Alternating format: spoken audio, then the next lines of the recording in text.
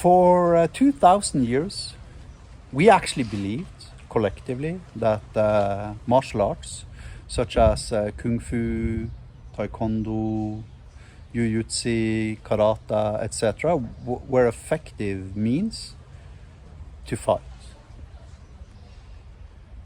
Then UFC comes and MMA comes and basically proves that, you know, everything we've believed for 2,000 years is rubbish. And it changes completely the entirety of the martial arts philosophy, so to speak, as a consequence. That was a result of wisdom of the crowds, where all of these martial arts experts for 2,000 years very rarely got to actually test their martial arts skills in a real world situation. So they strived for perfection in regards to how they kick and how they fight and how they, you know, box and how they move, etc., which resulted in them creating a local optimum. If we are to speak in evolutionary terms, a local optimum is an optimum where you can no longer increase the quality of what you're doing, but it is a local optimum, implying you're still at an optimum. So moving to a higher position with higher quality requires first you go down and reduce the quality until you can find another optimum, which allows you to bring your quality to a higher plateau. You see, software development best practices are wisdom of the crowds. Some schmuck at some point in time had a great idea, design patterns. Yeah, cool. He worked for like 3 of his use cases, right? And he realized he could generalize patterns based upon his knowledge that he described, which allowed others to take advantage of his findings, right? So everybody ended up doing design patterns, right? Solid, while we're at it, what the fuck does the L even do in solid? Liskov substitution principle, for God's sake. I swear to the mother of God, you ask the guy who invented the word solid, he will tell you he needed an L. Because soid doesn't sound that cool. Right? I mean, single responsibility principle, great. Open closed principle, almost great. Interface segregation principle, well, if you're forced to work in an OOP language, I guess it is a cool thing to do, right? But I mean, OOP in general is retarded, hence interface segregation principle is by the very definition of the term also retarded, right?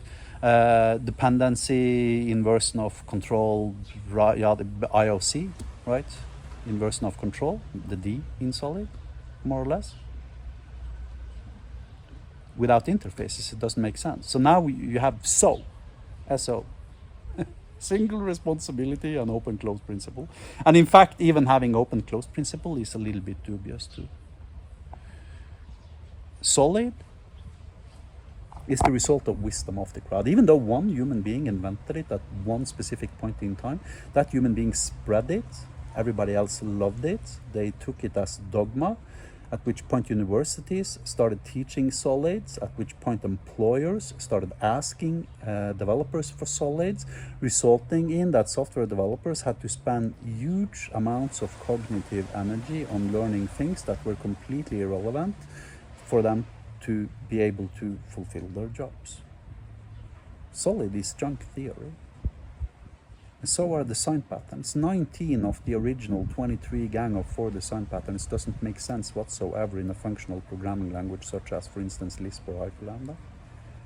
There are no design patterns in Hyperlambda the way there are in OOP. Design patterns in OOP is a symptom of that the axiom, and by axiom I mean OOP, cannot stand on its own 2 legs. So it needs a crutch to stand upright. Let's look at OOP in general. Okay, let's do inheritance. Inheritance. You know what? I could probably take C# and remove every single keyword related to inheritance and create a new C# compiler without class inheritance. And 90% of all good C-sharp libraries would probably still compile.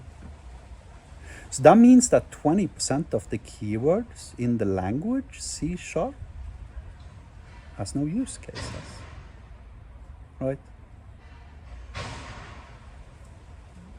When Garry Kasparov played the world back in the late 90s, he won by a landslide. And he was playing against thousands of people on the other side of the table. And they were supposed to collectively come up with the best move. Crowds never comes up with the best move. It's not even possible in theory. And the same is true for software development best practices. Don't believe me? Look at this code. 6 lines of hyperlambda code, 61 lines of C#. C# version is the best practices according to C#, and the hyperlambda is the best practices according to hyperlambda. How can I do with 6 lines of code what you need 61 lines of code using C# to accomplish? And it executes at the same speed, and it's just as scalable, and it's async to the core, etc., etc., and it's easily understandable and much more easily maintained, etc., etc. You want to know the answers to that question? Because I'm not a crowd. Period. End of debate. Look at your country's president. I don't care what country you're in, but I can guarantee you that the president of your country is way fucking far away from the most capable human being to actually run and operate that country. And that is true regardless of what country you happen to live in on earth. Why? Because the democratic process is one function of the wisdom of the crowds. And the only thing it results in is mediocrity guarantee. Mediocrity guarantee.